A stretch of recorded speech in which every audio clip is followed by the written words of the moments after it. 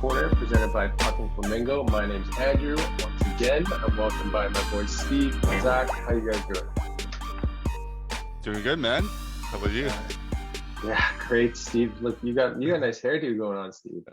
Got a new haircut. He really gelled it for the episode. Eh? Yeah. Oh yeah, Trying to pretty it up for the camera. 100%. That's the only thing I got going for me. It's Sunday morning. Hey, you may not be able to pronounce the players' names, but you sure as hell look good. That's what look good. That's right. Screwing up butchering people's names. That's what we're known for from now on. I'm just known as the guy that can't pronounce names. Well, I finally got through the comments on that live event you guys did. I was laughing so hard at those comments. That's very good. That's a fun event to do. We'll do that again for sure. Yeah, well, hey, it means people are listening and paying attention. That's awesome. Yeah, and communicating, all that's fun to interact with them. Yep. Yeah. Zach, how are you doing, buddy? You doing good? Good, man. Good. Yeah, just got the kids down for a nap, so there should be no background noise on my end, hopefully. You won't be running around the house with a microphone on top of your laptop. No, I shouldn't be running away from my kids this episode. So that's no problem. That's the beauties of working from home. That's the content, though. We need the content. Yeah. Right on. That's right. So, okay. I mean, the last time we spoke, big things happened. And since then, big things continue to happen. This offseason, the Canucks have so far had new additions to their coaching staff. They've been involved in 3 different trades. They've signed 15 free agents, and they've had 2 buyouts. That's busy. It's busy for Jim Bennings and two company. buyouts on guys they signed contracts the year before. Okay, we all saw the memes, Steve. Lots of activity, though. You're right. Lots of activity. Yeah, it's good though. It's nice to see. It's not just like one big, I wouldn't say big, but one splash in the free market or free agency market. Yeah. We've been doing a lot of different types of moves, which it's nice to see us finally doing that type of stuff, right? So yeah, and kind of adding on to what you said there, Steve, this is like what happens when you bring a couple Swedes into the organization, right? They steer the 100%. GM into the right direction. Yeah, well, 100%, right? Like I feel like I think the Canadiens have a lot to do behind all these moves. Maybe not everything that's going on, but I think they have their hand in it at least. I'm pretty sure he have a big thing in the OEL trade, both being in Sweden, playing together in Sweden, winning a gold medal together. I'm not sure if was it our chat group I mentioned it in, but like I think this is a result of Benning kind of being given free reign. Now, I don't know how do you feel about Zach? Like, I feel like he kind of said in an interview before all this stuff went down that the Aquilinis have allowed him to kind of spend some money and buy out contracts where before his hands were tied, he couldn't. Do you think this is like? Do you think we're actually seeing what Benning's capable of doing, being off a leash, or do you think that this has to do with other factors? Maybe. I mean, I think Bennings certainly had his mess ups in the past, but I think the difference between this one and kind of the last Band-Aid fixes, I mean, you could even look at the Eriksson contract that finally got shipped out, but that when he was signed, it was trying to add like a Band-Aid to an aging out core, trying to give it one last injection before it kind of died, and it obviously failed. It was a big mistake. We should have kind of started dismantling a little bit earlier, selling pieces and starting that rebuild sooner rather than trying to inject some life into that aging core. But this time around, I think he's bolstering an up and coming core, right? So I do think, the Aquilinis are pretty well known around the league to be fairly involved owners. So hopefully, they get their fingers out of it a little bit, because I mean, that's what you hire people to do. I mean, you want them to run the team, like that's what you're paying them to do. So you might as well let them build it the way they imagined it. But yeah, I think maybe it is. I mean, he certainly had the green light to spend and buy out Holtby, like Steve was saying, 1 year after signing him, or Virtanen 1 year after signing him, although there were underlying consequences with Virtanen. So don't let the door hit you on your way out. But it's maybe that is it. Maybe they kind of took the reins off him a little bit and he's getting to really put his fingers into it. But like Steve's alluded to too, we've all kind of talked about, like, this definitely is do or die for Benning. Like if he doesn't get this team moving in the right direction, like he's firmly on the hot seat. So I think a part of that definitely plays into the decisions this offseason. Cool. I didn't have that in my schedule. That just popped into my head. So we got a lot to cover in not a little time, not a lot of time. So let's first I want Steve and I have talked about this before, but I haven't talked to you, Zach, about it. We'll get Steve's opinion as well. But sure, Zach, since Steve's already spoken on it, we'll get yours first. Sure. Brad Shaw joining the organization. Yeah, I think where you at? I think it's a good move, something to hopefully shore up kind of the Canucks play on the defensive side of the puck. I mean, we all see kind of the systems that Columbus has employed while not having the most star-studded lineup, but they're still able to shut people down. I mean, from what I've read, and like I don't pay a ton of attention to assistant coaching moves. I mean, other than the Ian Clark signing for the goaltending coach was pretty huge, but from what I've read, the hands that he kind of had involved in the Columbus series, shutting down the Lightning in 2018 and just absolutely grinding them to a halt. Like he's come a long way in adapting his game and trying to shape it towards the opposition that they're facing. So I'm hoping that he can bring a little bit more structure, a little bit more support on the defensive side of the puck. You know, that's only going to look good for Demko as well on the goaltending end. That's going to look good for team numbers. And plus, he's got guns on the Canucks that he didn't have in Columbus. So if we can just get a little bit better on the defensive side, I mean, I think we've got the offense to take care of it. So I love the move. I think it's going to be really good this year. Nice. Yeah, I agree. Steve? Yeah, I definitely agree. One thing I kind of want to bring up to you guys or ask you is how does that affect Baumgartner? I know, knowing him, he's more on the defensive side. Now Bradshaw is coming in. That could be a clash of heads and who gets power over, right? If they can all gel together, it's just something I was thinking about, right? Maybe Baumgartner's on his way out. Who knows? But having Shaw there, I think he's very, very defensively minded. He's going to help our penalty kills too. I think he's taking over a penalty kill. And power play, maybe. I'm not 100% sure about that, but I think it's penalty kill at least. I don't think so. I think what's his name there? King. Yeah. Jason King, is that his name? Sorry. Yeah. Yeah, I think it's Jason King. So yeah, he'll be taking care of penalty kill. And our defense is just going to shore up, right? It's nice looking at our projected starting defense here too. The only person under 6'2" is Hughes. Everyone else is 6'2" besides Myers, who's 6'8". So I mean we haven't had that for a while. Our defense is pretty solid back there. So especially addition with Dickinson too. He's another 6'2" guy. Yeah, I mean we got pretty big team this year. Right, and he's like, you know, he's worked with Seth Jones. Helped him in Columbus grow in Columbus. Columbus actually they were top 10 in multiple defensive categories. You know, like you said, Zach, they didn't shine offensively, didn't win a ton of games, but defensively they were pretty rock solid. And if we can add that to our offensive core, I think that'll be great. What I'm interested in is I'm interested to see how he meshes with Travis Green. Do you think you do some headbutting there? I don't know if he'll be headbutting, but I don't think he's ever worked for a coach like this. He worked for Torts and Hitchcock. Like, yeah, that's gonna make it a lot easier, man. if he likes that style of coaching, yeah. I can imagine how it would be working with Torts, right? And Hitchcock's kind of the same way. They have that more of aggressive. Oh, they're very edgy. I mean, if Greener can give Shaw the green light, and I don't think there'd be any problem, right? So you let him. He's a specialist in that. You let him do what he needs to do, right? That's why you brought him in. Don't hinder him back. Let him work on what he has to do. Yeah. Speaking of defensemen, the last time we spoke, I think we all agreed that we needed right-handed defensemen. We went out and signed 4 of them. So that was more than I expected. Yeah, it's true. Zach, you look like you have an opinion. No, I'm excited to see it kind of short up because we've got a lot of offense on our left side. So I don't think we were looking for a ton of flash necessarily on the right side of our defensive core. So I didn't expect them to make like a huge splash really, but I think Benning did a good job in shoring up depth and shoring up some guys who are, responsible on the defensive end of the puck, and they'll hopefully be able to cover the ice for, a guy like Quinn Hughes or OEL to kind of activate a little bit more in the play.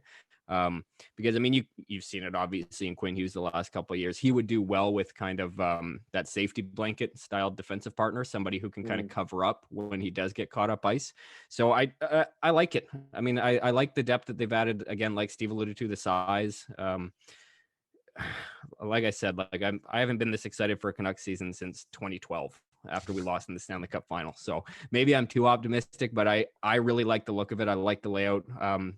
Yeah, the left side is going to take care of a lot of the offense, and the right side kind of just has to be defensemen. So I think it was pretty good.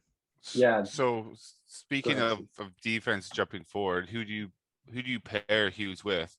So I'm looking on Cap Friendly right now, and they have Myers with Hughes, and like you said, he needs to have a defenseman that kind of stays back, and Myers isn't a D-man. He gets caught pinching a lot, and he doesn't have the foot speed to get back. He has a long reach, which can save him sometimes, but I mean, he does pitch up. So do you agree with them and have Myers with them, or are you gonna put Hamonic with them?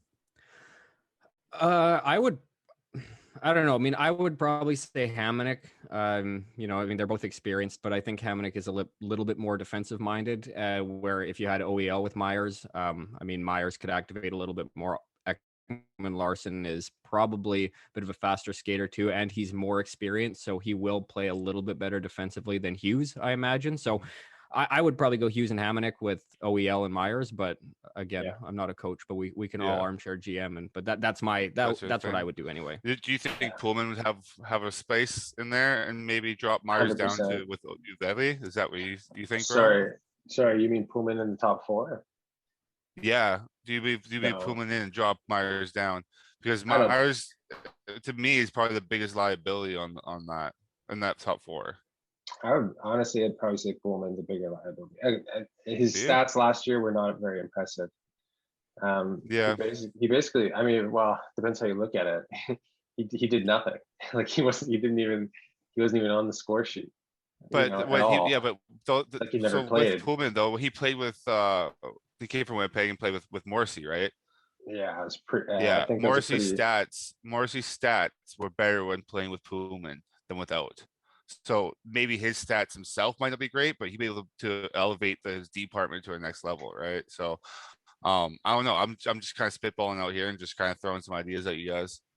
Fair enough. I mean, it depends on how guys mesh too. Like they could. He could swap in and out with Myers, for second and third pairing. Moving Myers. What do you guys think of that? Sorry, what about Myers? Moving Myers. I wouldn't at this stage. I mean, I just looking at our right side Myers, I mean, whether people like his style of play or not, I think he's still a really effective top four defenseman. And in our right side, I would say him and Hamonic shore that up. I don't know if I'd want to move Pullman up the lineup and then expose anybody else there. But I have a buddy who made a pretty good point. He's a massive Canuck fan, but he said it's funny that Canuck Nation is so focused on our 5-6 D-man, but if that's our biggest concern, like really we're in pretty good shape. like if everybody's worried about our 5-6 defense pairing, it's like, all right, we're in a pretty good spot then if that's our biggest concern heading into this season. So it's I don't know. I'm fine with Myers. I wouldn't look to move him unless a deal makes sense, but I wouldn't be selling him for futures. I would be trading him as a hockey trade, something that helps us now. Yeah, even a 1-for-1 type deal. Yeah. I mean, the other guys you have bouncing battling for spots are Ulevi and Rathbone, which we kind of spoke about. Mm-hmm. And then you have Luke Schenn as well, who's also joined the organization again. For the second time. Yeah, so he could be a guy that's battling for a spot. I remember when he came in. When we let him go.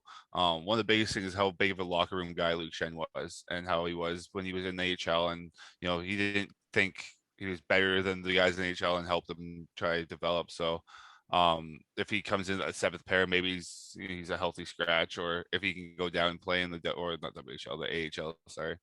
Maybe it'll help some of our young guys down there. So I really like the Luke Schenn pickup. I've heard nothing but good things about him. So Yeah, I'm with you there too. Another name was Brad Hunt, and he's an older guy. He's 32, but look, he was whether he'll be a big part of the AHL group in Abbotsford. But when asked about it, he said, "I'm going to play in Vancouver." Like, so he has the mindset of hitting training camp and making the team, which is huge, right? Which puts more pressure on guys like Levy, Rathbone, Schenn. You know, and that's what you need. You need guys battling for spots. And I'm pretty sure Brad Hunt's a local guy too, so that always adds a little bit of fire to it. Maple Ridge. Yeah.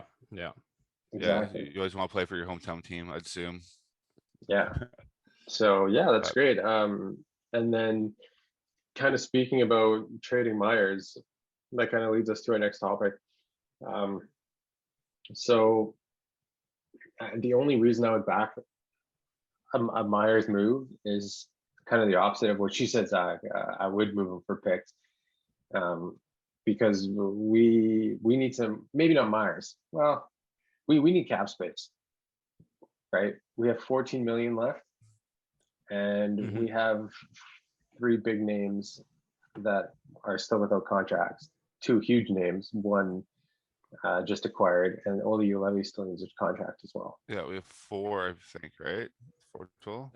That's funny because I am not concerned about cap space at all. Like, I think we're in pretty good shape 14 here. million though, and I mean plus 3.5 for LTIR from Furland, or he may retire. So yeah.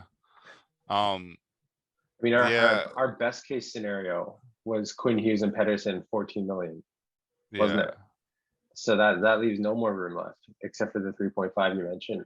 And that's if we get them for 14 mil. If they want that extra money, that cuts in huge, right? So it really depends what he needs. Yeah, if they take a discount, I'd be happy with that. But yeah, we still need to get you Levy in there too. With Hughes and then Dickinson too, we haven't signed, so we have to make sure we get those signed. So I don't know what Dickinson's going to want, and if we have Levy and Dickinson and we have 3 million yet left, well, this will be pretty tight. Yeah, I mean, I imagine that Dickinson isn't going to be too crazy here. Like, what was his last contract? I'm trying to find it here. It looked like that was 2 years, 3 million. So he was signed in at 1.5. I can't imagine he's going to be much higher than that, really. Probably in and around the 1.25 to 2 mil, somewhere in there. Ulevi's not going to demand much because really, what has he done to demand a substantial raise? He's still going to be in that 6-7 range. He's battling with Rathbone, Hunt, with a bunch of the rest of the defensive core. So I can't imagine him taking much. I imagine that 3.5 million is going to take care of Ulevi and Dickinson at least. So I don't know. I'm not too concerned about it. I think Bennings in a pretty good shape cap wise. Like you said, I mean, if an RFA offer sheet comes in at Petey, that's a bit of a different story. But yeah, I don't think I'm too concerned with it. But it could become an issue. But I don't think we're too far off of a number there. That's just me. Good. I hope you're right. Yeah, me too. And then finally, Steve, I'm going to talk about this just for you, buddy, because you got a hard on for this guy. We're gonna talk Nicholas Patan. Oh, I know, man. I think he's a better player than you. He's a better player than me, that's for sure. Yeah. No, I think my opinion. Yeah, no, that's not. What I know what you mean. Yeah. Hey, what you mean? Obviously. Otherwise, you'd be there and not there, bud. Yeah, that's true. I'm a huge fan of Nick Patan. Yeah, go on. Yeah, I mean, he definitely helps out that AHL team. He's gonna be part of the top line. He can play center or wing; it doesn't really matter. Yes, he's a smaller guy at 5'9", 175, but I remember watching him for Team Canada and the World Juniors and just loving how that guy plays. He doesn't play like a 5'9" player, right? He plays with a lot of heart. I think he's going to do very well for us. Having to come up and fill maybe a fourth or third line role if for due to injuries or anything like that.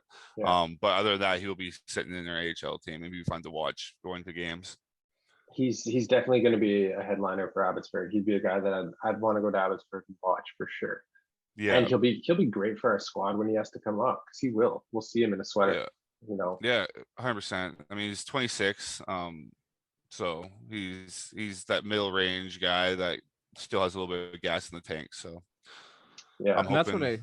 that's another thing that I like about what Benning's done. You know, we've got able bodies who can come up. We're not pulling guys up who nobody has ever heard of, who've never sniffed the NHL. You know, like we're gonna have guys who are able to come up, fill in when they need to, and go back down when when the guy comes off the IR. But I think that we've got a lot of depth now. I mean, we're talking about guys like Brad Hunt on D, again Rathbone, Ulevi, whoever. Luke Schenn. I mean, that's four guys who are essentially battling for one or two spots, probably one spot. But they're all able-bodied NHLers for whatever time frame we need. And then it's same with the forward core now. We've got guys like Nick Patan and Justin Bailey, guys who can come up and fill in Matthew Highmore when they need to. But we're not kind of drawing names out of a hat at this stage. We've actually got people who can come in and fill in when they need to. Yeah, I agree with you there. Justin Bailey being a 6'4", 250-pound dude too, so somebody throw some size around. Mm-hmm. And to even go even deeper to what you're saying there, Zach, we go into our minors and we still have McEwen, guys like William Lockwood, Gradovich, Jonas Gradovich, I can't say his name. And then other guys coming up like Jet Wu, who I'm really pumped on. I know some people are iffy on him, but I think he's gonna be a big guy coming through. Same with Madison Bowie. So not only do you have guys that can make that jump up to the NHL, but guys that'll be able to maybe work for a starting spot as they're coming up. You know what I mean? Yep. Yeah. I think the depth is here like we haven't had in a long time, and that's again one of the most exciting things to me, aside from the actual roster we're going to be icing, but the depth that we'll have to be able to fill in when we do inevitably get injuries. Mm-hmm. That's right. Yeah, I want to move on to goaltending, but I just quickly before I yes My favorite.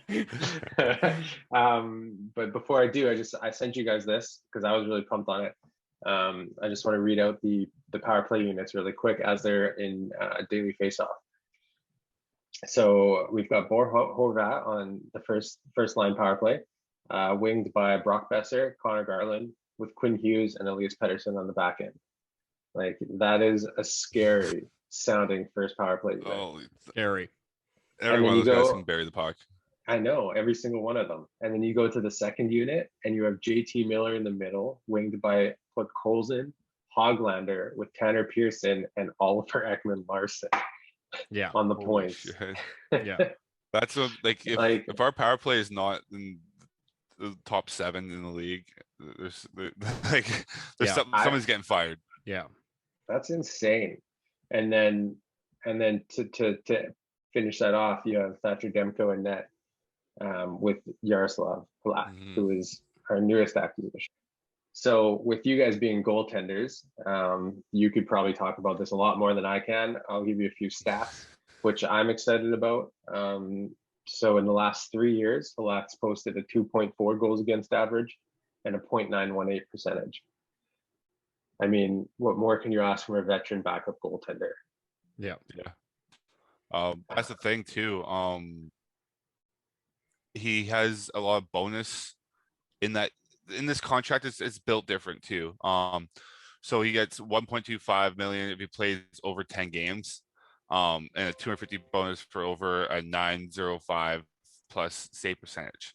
So theoretically, I don't know if this is going to happen, but theoretically, we could play him 9 games until we think DiPietro may be ready to make that step, and then not have to pay him the extra 1.25. I think what that contract is, it's an injury insurance.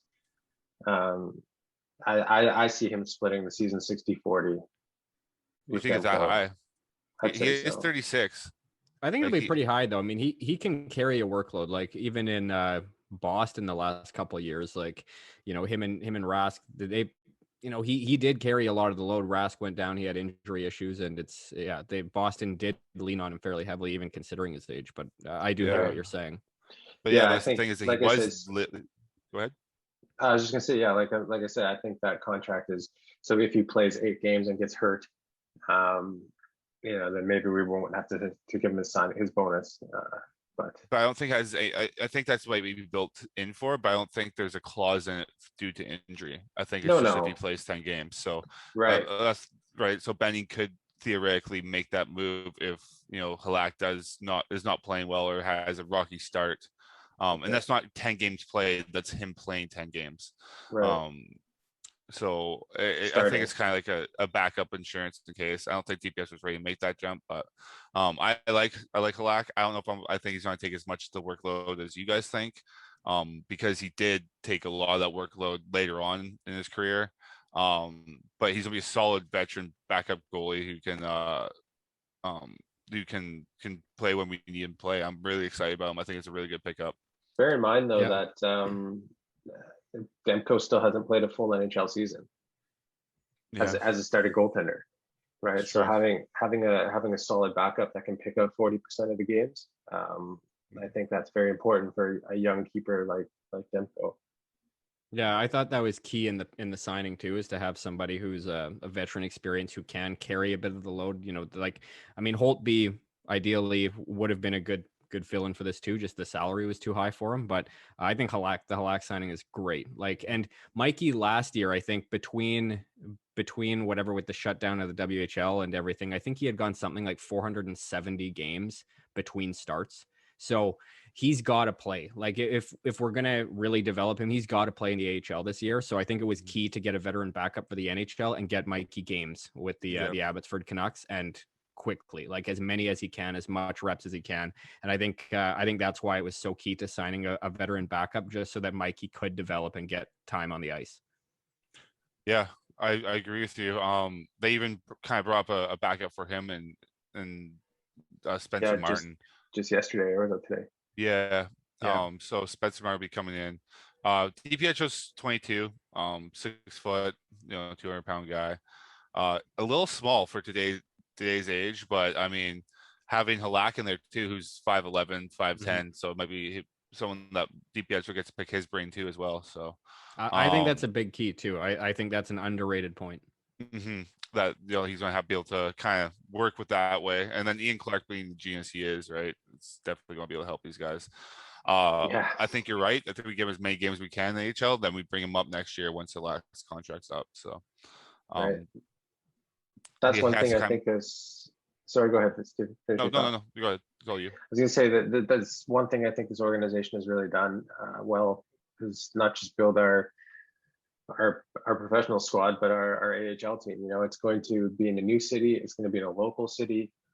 People are excited for it. They want to ice a team that's going to perform well and fill the seats, right? So I think that's something they've gone out and done this offseason. Yeah, I'm excited. I mean, it did it for me. Like I said, I'm a huge Nick Patan fan, so I'm looking forward to see him play. But like I said, like our jersey, we got so. I was picking up Patan jersey. But I mean, like, there's still a lot of guys that I'm looking forward to see. Guys like Lucas Jacek or whatever, the Finnish guy, or not. I don't know if he's Finnish. He might be Eastern European guy. Yeah. I think he was a draft pick from a few years ago who has a little bit of potential. I brought up Lockwood. I don't know. It's gonna be fun, and then having Michael DiPietro down there to watch for as a goalie. So we should have a good team. I'm looking forward to it. Yeah, I agree. All right, guys. So, is there anything else you guys want to cover before we sign out until next time from Canucks Corner? No, I can't think of anything off the top of my head. I mean, I think, I'm just amped. I'm just excited for the season. I'm just waiting for for us to get our contract signed and to fit these 4 guys inside there. Right. I think Benning's not dumb enough not to. So we'll find out. But I mean, his ass is on the line. Why would you make a trade for someone and protect someone that you're not going to be able to sign? It doesn't make any sense to me. Well, But yeah. And I think that's a good point too. I think even with the signings, because I know some people were up in arms about Poolman getting 2.5 or about, the Hamonic signings, the depth defensive signings. I don't think he makes those, he puts pen to paper unless he's got a pretty solid pulse on what PD and Hughes are going to be signed for. So I'm honestly, I'm not that concerned. Like we've got roughly 17.5 million when you include Furlan's LTIR to work with. I'm not too concerned, especially coming off of last season where PD was injured for more than half the year. Hughes didn't exactly have the same numbers that guys like Heiskanen or Makar had. He's not going to demand the same salary that they do or the same term. Like we were talking about before, I think it's going to be lower AAV, at least in their comparables, on a shorter term bridge contract, something that they can ideally, ace these contracts and then hit the payday big as the cap starts to raise. And then again, the pressure isn't as heavy on the Canucks to actually sign them to these tighter deals. We're going to have, again, the cap's going to be expanding. We're going to have guys coming off contract. We can deal with that kind of bridge once we get to it, but no team is going to stay together 100% forever. But I do think that this core of PD, Hughes, Horvat, Besser, I think they're going to get it done. And I'm not too concerned about this year. Right on. That's a really good point. Negotiating the fact that in a couple of years, the cap space will be increasing and they could get more money if they sign a bridge short term. Yeah. So, yeah, awesome, guys. Well, thanks for coming in. Thanks for tuning in, everyone who's listening. We will do another episode of Canucks Corner, likely after these contracts are signed. Until then, you can catch us on Puck and Flamingo doing certified dub petitions or the Great Debate on Facebook Live. You can click the link in our bio on Instagram or on Facebook. Check us out. Like us on any podcast platform. And yeah, until then, keep your skate on the ice. And I'll talk to you guys a little bit later. Right on. Thanks for having me. Have a good one. Thank you, guys.